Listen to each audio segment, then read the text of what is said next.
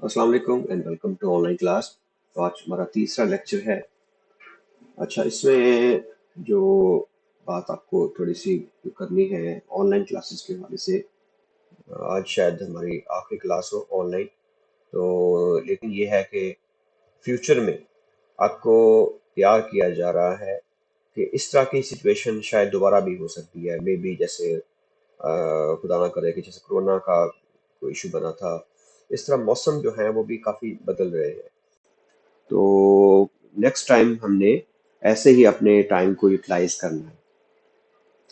देखिए, जो स्टूडेंट होता है ना, वो बहुत कम ऐसे होते हैं जो कि सेल्फ मोटिवेटेड और सेल्फ लर्निंग जो है वो कर सकते हैं। बहुत कम, यानी कि 100 में से चंद एक। अब उनमें हम जब तक टीचर उनको एंगेज नहीं करेगा किसी एक्टिविटी के अंदर, उसको कोई छोटे मोटे टास्क दिए जाए, असाइनमेंट दी जाए, वो लेथार्जिक हो जाएगा। वो अपना, जाहिर सी बात है, वो कहते हैं ना, खाली दिमाग शैतान का घर होता है। तो वो फिर और तरह की सरगर्मियों में और एक्टिविटीज, फजूल और बेकार किस्म के कामों में उलझ जाएगा, अपना वक्त जाया करेगा। तो मकसद यही है ऑनलाइन क्लासेस का कि आपको किसी ना किसी तरीके से एंगेज किया जाए। चले कुछ ना कुछ तो आप सीख ही रहे हैं ना इसमें। यही चीज जो आप क्लास में पढ़ानी थी, हम आपको ऑनलाइन पढ़ा रहे हैं। दूसरी चीज ये है कि आपको लगता है कि शायद हम अपने बिस्तर में बैठ के बड़े कंफर्टेबल माहौल में और बड़े आराम से लेटे हुए होते हैं और लेट लेट के क्लास का लेक्चर तैयार कर रहे होते हैं या रिकॉर्डिंग कर रहे होते हैं। ऐसा नहीं है। जब हम कॉलेज के अंदर फेस टू फेस क्लासेस देते हैं, तो जाहिर सी बात है, गवर्नमेंट की जिम्मेदारी है, हमें वो तमाम सहूलियत देती है। हमारे पास क्लास रूम होता है, हमारे पास लैब्स होती हैं, हमारे पास पंखे हैं, लाइट्स होती हैं, पूरा का पूरा सिटिंग अरेंजमेंट होता है, ये गवर्नमेंट आपको देती है। लेकिन जहाँ जब बात आती है ऑनलाइन क्लासेस की, तो इसमें हमें टीचर को सारी की सारी एफर्ट ज़ाती तौर पे करनी पड़ती है। ये जो मेरा लैपटॉप है, मेरा ये साउंड सिस्टम है, ये माइक, आपको साउंड की क्वालिटी आप चेक कर सकते हैं। ये मैंने काफ़ी अच्छा माइक यूज़ कर रहा हूँ। और साथ साथ ये पूरे जो इंटरनेट कनेक्शन है, फिर इस लेक्चर को रिकॉर्ड करना, फिर उसके बाद इसकी एडिटिंग करना और फिर इसको अपलोड करना, फिर इसको चेक करना कि इसमें कोई कहीं साउंड का इशू तो नहीं आ रहा, कोई आपको सुनने में आवाज़ का इशू तो नहीं आ रहा। तो ये बहुत सारी चीज़ें कंसीडर करनी पड़ती हैं।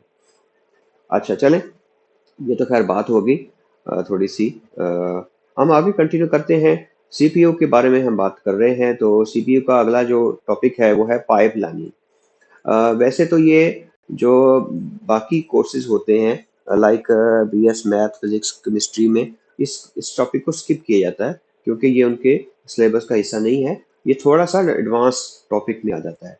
लेकिन चूंकि आप आईटी के स्टूडेंट हैं और आपने एक कोर्स भी पढ़ना है कंप्यूटर आर्किटेक्चर का, तो उस वाले से ये आपकी बेस बनेगी। तो कंप्यूटर आर्किटेक्चर तो बहुत ही एक पेचीदा किस्म का सब्जेक्ट है। उसके अंदर बड़ी तफसील के साथ और गहराई के साथ हम सीपीयू का आर्किटेक्चर देखते हैं कि सीपीयू काम कैसे करता है एक्चुअली। यहाँ तो बहुत ही सरसरी तौर पे हम डिस्कस कर रहे हैं। तो इसी वाले से जो टॉपिक है वो है पाइप लाइनिंग।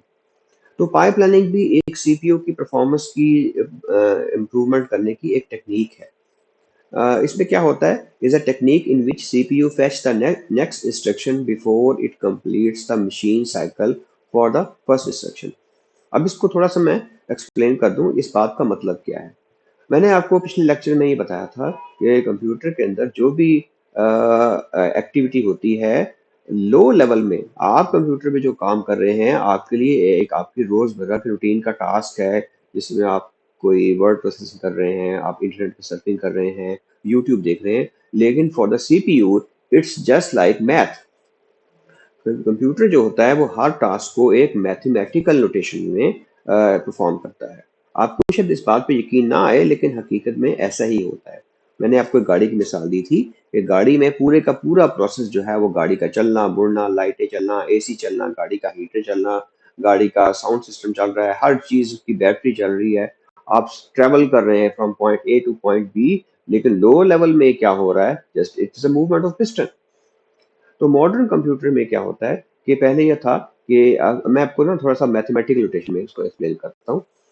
होता यह है कि जब आप मैथ के अंदर दो नंबरों को जमा करते हैं, तो उसमें आपको कैरी एक आता है ना, जैसे जब कैरी जिसको हासिल कहते हैं कि एक नंबर है काफी बड़ा है, 55 है और 83 है।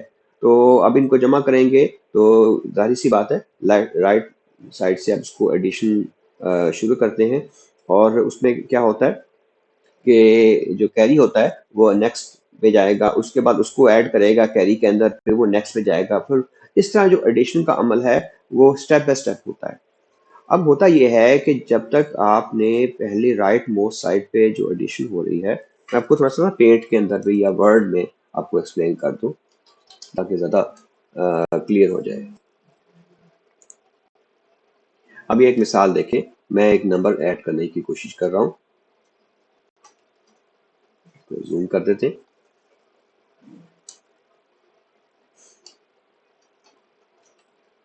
चलो अब यहाँ देखें कि हम इनको ऐड कर रहे हैं, लेट्स सपोज।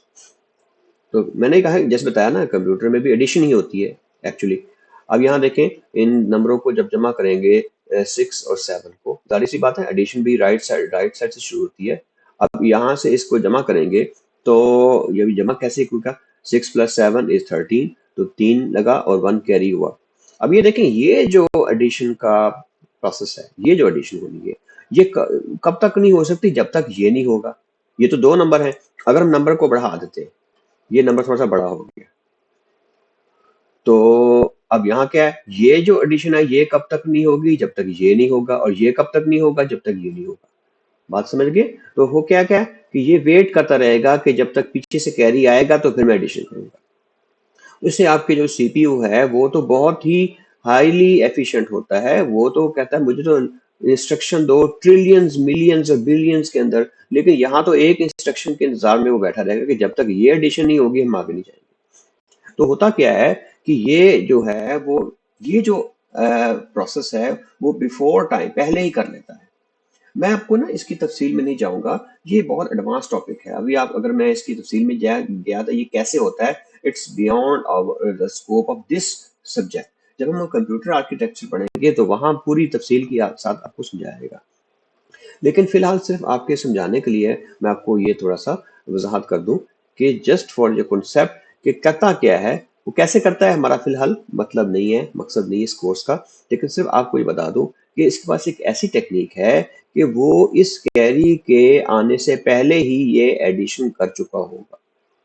समझ गए? पहले क्या होता था, ट्रेडिशनली क्या होता था कि इसने इसको जमा करना है, फिर वो कैरी आएगा, फिर जमा करेगा, फिर कैरी आएगा। नहीं, पाइपलाइनिंग में क्या होता है कि इस इंस्ट्रक्शन के पूरे होने से पहले ही इस इंस्ट्रक्शन को ये कंप्लीट या पैरेलली ये तीनों जो है एडिशन एक साथ होगी। आपको भी इस बात पे हैरानगी हो रही हो कि ये कैसे हो सकता है कि जब तक ये एडिशन नहीं होगा, लेकिन होता है। पर कंप्यूटर में काफ़ी सारी नई-नई टेक्निक्स आ चुकी हैं, तो वो जब हम कंप्यूटर आर्किटेक्चर पढ़ेंगे, तो वहाँ आपको ये ज़्यादा वज़ाहत के साथ पढ़ाया जाएगा। तो उम्मीद है आपको मेरी बात की समझ लगी होगी।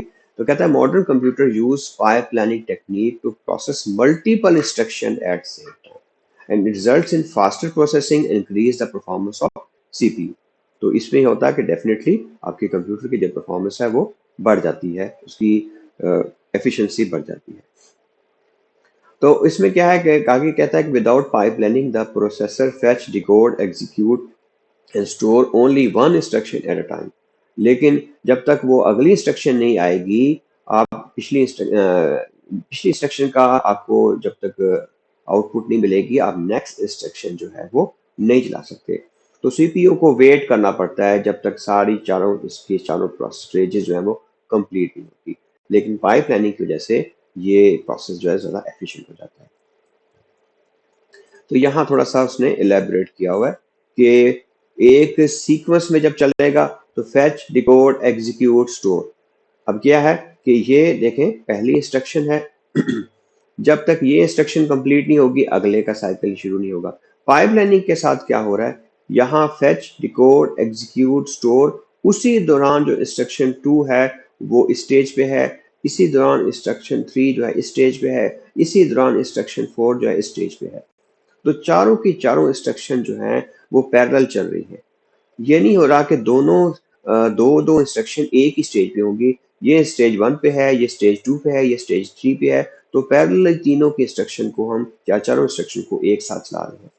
तो इससे आपकी जो एफिशिएंसी है, यही कॉन्सेप्ट जैसे आजकल हम देखते हैं ना कंप्यूटर में, dual core, octa core, quad core, hexa core, तो वो यही है कि इसके अंदर भी मल्टीपल सीपीयू हैं और हर सीपीयू अलग अलग काम कर रहा है।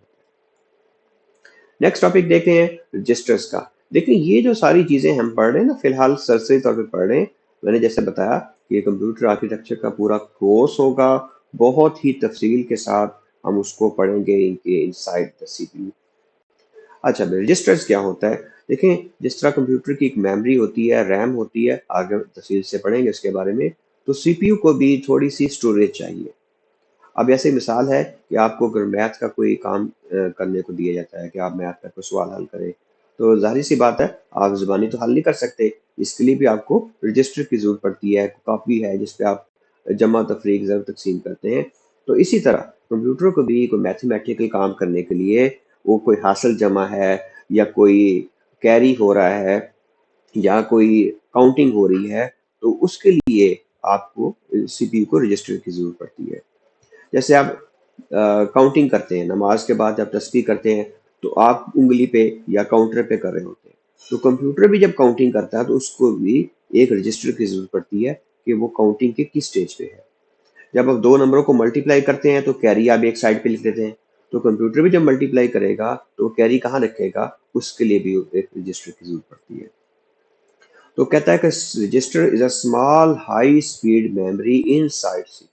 पहली बात तो ये है कि बहुत स्मॉल होती है, इसका साइज बहुत ही छोटा होता है और हाई स्पीड होती है। और तीसरी बात यह है कि ये सीपीयू के अंदर होती है। क्योंकि सीपीयू के अंदर है तो जाहिर सी बात है सीपीयू उसको डायरेक्ट एक्सेस कर सकता है, तो इससे इसकी परफॉर्मेंस जो है वो बहुत ज्यादा होती है। तो तमाम सीपीयू के अंदर बहुत सारे रजिस्टर्स होते हैं और रजिस्टर्स का काम क्या है कि जो भी इंफॉर्मेशन प्रोसेस हो रही है उसको स्टोर किया जा सके। नॉर्मली ये जो है वो टेम्पररी स्टोरेज होती है आर्जी तौर पे, और जो रिजल्ट्स का प्रोसेस जो प्रोसेसिंग के दौरान जो रिजल्ट आता है उसको भी हम स्टोर करते हैं। उसके बाद आगे कहता है कि register size determine how much information it can store. Register का साइज बताता है कि कितनी इंफॉर्मेशन वो स्टोर कर सकता है। नॉर्मली जो रजिस्टर का साइज होता है वो बाइट में होता है और एक बाइट में एक करेक्टर ऑफ डाटा स्टोर हो सकता है। अब ये देखें कि रजिस्टर्स के जो साइज हैं वो कितने छोटे होते हैं, 1, 2, 4, 8 बाइट का। इतने छोटे साइज होता है लेकिन फिर भी इनकी अहमियत जो है वो बहुत ज्यादा होती है। तो जो सीयू है या कंट्रोल यूनिट है, वो क्या क्या काम करता है इन रजिस्टर्स के साथ। एक तो जब इंस्ट्रक्शन इनपुट करेगी वो उसको उसमें रखा जाएगा, या बड़ी तफसील के साथ पढ़ेंगे, आप एक कोर्स आगे आएगा असेंबली लैंग्वेज का। तो असेंबली लैंग्वेज के अंदर हम डायरेक्ट सीपीयू के रजिस्टर के साथ इंटरेक्शन करेंगे। हम सीपीयू के रजिस्टर को एक्सेस करेंगे, उसके अंदर वैल्यू को स्टोर करेंगे, उसके अंदर वैल्यू को प्रोसेस करेंगे। तो वो उसमें ये सारी चीज़ें बड़ी तफसील के साथ पढ़ाई जाएंगी। इसलिए ये जो टॉपिक है हमने स्किप कर दिया था। जो बाकी जो क्लासेस हैं वो भी फंडामेंटल का कोर्स पढ़ रहे हैं, यही किताब है, लेकिन इसमें से काफ़ी सारे टॉपिक वो स्किप कर देते हैं क्योंकि इसके सिलेबस का हिस्सा नहीं है। जो इंस्ट्रक्शन है उसको स्टोर करता है और जब डाटा ट्रांसफर होता है वो भी इसके दौरान इस पर रखा जाता है, और जो मैथमेटिकल या लॉजिकल ऑपरेशन होते हैं वो भी इसी के अंदर होते हैं एट हाई स्पीड। अच्छा, अब ये कुछ रजिस्टर्स की कैटेगरी है। अब इसमें ये है कि इनको मैं तो ये रिकमेंड करूंगा इनको एक दफ़ा पढ़ लें। फिलहाल तो ये काफ़ी टॉपिक लंबा हो जाएगा, इतनी तफसील के साथ तो पेपर में नहीं आता, लेकिन जस्ट इनको एक दफ़ा रीड आउट कर लें कि ये क्या क्या काम करते हैं। अगर एक दफ़ा पढ़ ही लिया तो मुझे उम्मीद है कि आपके जहन में कुछ ना कुछ इसका कॉन्सेप्ट रह जाएगा। मैं नहीं चाहता कि आपके ऊपर एक्स्ट्रा बर्डन पड़े कि ये भी याद कर लो वो भी याद कर लो। नॉर्मली ये देखा गया है कि कुछ टीचर क्या करते हैं कि वो सारा कुछ पढ़ा देते हैं। अब हर चीज करा देनी, उन्होंने कुछ नहीं छुड़वाना। जैसे अब एक ऐसा टीचर उसका जिसका एक्सपीरियंस नहीं है, अब वो फॉर एग्जांपल बीएस मैथ या बीएस स्टैट या बीएस इकोनॉमिक्स वालों को ये कोर्स पढ़ा रहा है। उसने क्या करना है, उसने सारा कुछ ही करा देना। उसने कहा ये भी कर ले ये भी कर ले, कुछ भी नहीं छोड़ना, हर चीज कर ले। अब होता ये है, जब स्टूडेंट जब देखता है कि भाई ये तो मुझसे होना ही नहीं है, वो इतना ओवर बर्डन हो जाता है और वो फिर क्या होता है कि वो उससे तो वो भी नहीं हो पाता। तो देखिए, अब हम स्टूडेंट को जब ये बताते हैं कि यार ये छोड़ लो, ये इतना कर लो, इतना स्किप कर लो, उसको थोड़ा सा हौसला होता है कि यार चलो ये तो मैं इतना कुछ छुड़ा दिया है, तो ये तो एक लाइन की डेफिनेशन ही रहेगी, तो ये बंदा कर लेता है। तो बंदा फिर वो चीज तैयार कर लेता है। अच्छा, अब ये देखें, अब इनके जैसे नाम से ज़ाहिर है, इनको सिर्फ एक दफ़ा रीड ही कर लेंगे तो हमें आइडिया हो जाएगा कि ये क्या काम करता है। मेमोरी एड्रेस रजिस्टर, तो जाहिर सी बात है इसमें क्या रखा जाएगा, मेमोरी का address. Memory buffer register, buffer आपने जैसे आप यूट्यूब पे देखते हैं ना, बफरिंग हो रही होती है, तो वो कुछ डाटा को प्री कैश कर लेता है। आपने जैसे वीडियो देख रहे हैं, तो वीडियो का कुछ पार्ट पहले से लोड किया होता है, ताकि आपको वीडियो के अंदर जब देखते हैं स्मूथली आप वीडियो को रन कर सके। तो यूट्यूब पे जिस तरह बफरिंग होती है, ऑनलाइन जब वीडियो देखते हैं स्ट्रीमिंग के अंदर, तो उसमें भी ऐसे होता है कि डाटा को कैश कर देता है पहले से। जो डाटा आपको चाहिए उसको पहले ही मेमोरी में रख लेता है। ये ना हो हमें डाटा का वेट करना पड़े, तो हमारे पास फौरी तौर पे दस्तियाब हो। जैसे घर बनाते हैं ना, तो आपने कुछ ना कुछ घर में स्टॉक रखा होता है चीज़ों का, कि ये चीज़ ये ना हो कि हमें जनाब लेंटर डलना है, हमारी बजरी खत्म हो गई है, हमारा सरिया खत्म हो गया है, हर चीज़ हमारे पास पहले से स्टॉक में हो। तो इस तरह ये भी क्या करता है कि पहले से इसके पास स्टॉक में डाटा होता है। नेक्स्ट है ये प्रोग्राम काउंटर रजिस्टर। तो ये काउंटर रजिस्टर काउंटिंग कर रहा होता है कि कौन सी इंस्ट्रक्शन जो है हमारी चल रही है, और उसके बाद नेक्स्ट इंस्ट्रक्शन का एड्रेस होता है। बेसिकली ये काउंटर कर रहा होता है, पहली इंस्ट्रक्शन, दूसरी इंस्ट्रक्शन, तो साथ साथ इसके पास हिसाब होता है कि कितनी इंस्ट्रक्शन हो चुकी है। इंस्ट्रक्शन रजिस्टर, ये भी नाम से ज़ाहिर है, इसके अंदर इंस्ट्रक्शन रखी जाती है जिसको हमने प्रोसेस करना है। नेक्स्ट है जी general purpose registers. General purpose का मतलब क्या है, ये आम मकसद के लिए इस्तेमाल होते हैं। जनरल जो काम होते हैं जिसके अंदर मैथमेटिकल और लॉजिकल ऑपरेशंस होते हैं। इसके अंदर एक्यूमुलेटर रजिस्टर है, बेस रजिस्टर है, काउंटर रजिस्टर है और डाटा रजिस्टर है। तो ये भी देखें एक दफ़ा, आई होप सो आप इसको रीड ही करेंगे तो कुछ ना कुछ आपके ज़हन में इसका कॉन्सेप्ट आ जाएगा। तो अरिथमेटिक रजिस्टर, अरिथमेटिक यानी कि मैथमेटिकल प्रोसेसिंग के लिए होते हैं। बेस रजिस्टर्स ये भी अरिथमेटिक के लिए होते हैं, लेकिन इसके अंदर कुछ स्पेशल एड्रेसिंग कैपेबिलिटीज होती है। काउंटर रजिस्टर ये काउंटिंग के लिए इस्तेमाल होता है, जैसे लूप वगैरह होती है। डाटा रजिस्टर ये सिर्फ और सिर्फ डिवीजन और मल्टीप्लिकेशन के लिए इस्तेमाल होता है। अब इसके अंदर ये जो साइज है वो बता रहा था कि 1 से लेकर 4 बाइट का जो है इनका साइज होता है। और जो 2 बाइट के रजिस्टर हैं वो AX, BX, CX, DX, accumulator register, base register, counter register और डाटा रजिस्टर्स है। मेरा ख्याल है इसको यहाँ हम स्किप कर देते हैं। ये अब ज़्यादा ही हम तफसील में चले गए हैं इन रजिस्टर्स के ऊपर, तो ये हमारे अगले कोर्स के अंदर इसको पढ़ा जाएगा, इसको स्किप कर देते हैं। उसके बाद कुछ और एड्रेस और सेगमेंट रजिस्टर्स हैं। इनका भी काम क्या है कि मेमोरी का एड्रेस रखना। तो यहाँ भी एक दफ़ा इनको देख लेते हैं। Code segment, data segment, extra segment और स्टैक सेगमेंट। इनका काम भी क्या होता है कि जो डाटा प्रोसेसिंग होती है उसके दौरान जो भी हमारे पास कुछ डाटा है, कुछ वेरिएबल्स हैं, उनको हम स्टोर करते हैं। तो इसको भी आप स्किप कर सकते हैं। इनके सिर्फ नाम एक दफ़ा पढ़ लें और इसके अंदर कोई ऐसा डिटेल से याद करने की ज़रूरत नहीं है, क्योंकि ये बहुत ज़्यादा ओवरबर्डन हो जाएगी आपको। तो इसी तरह फिर स्टैक कंट्रोल रजिस्टर्स है, फ्लैग रजिस्टर्स हैं। तो अब ये थोड़ा सा मैं आपको इसके बारे में बता दूं। स्टैक क्या होती है? कंप्यूटर के अंदर स्टैक की बड़ी अहमियत है। इसके बारे में भी जैसे ना ये जो कोर्स है बिल्कुल इंट्रोडक्टरी है, तो इसमें हर चीज़ के बारे में थोड़ा सा इंट्रोडक्शन होगा।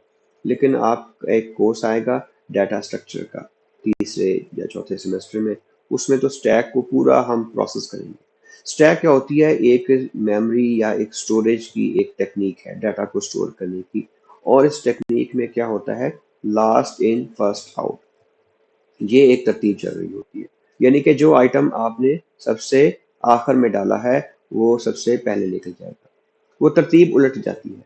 अब इसका इस्तेमाल कहाँ होता है?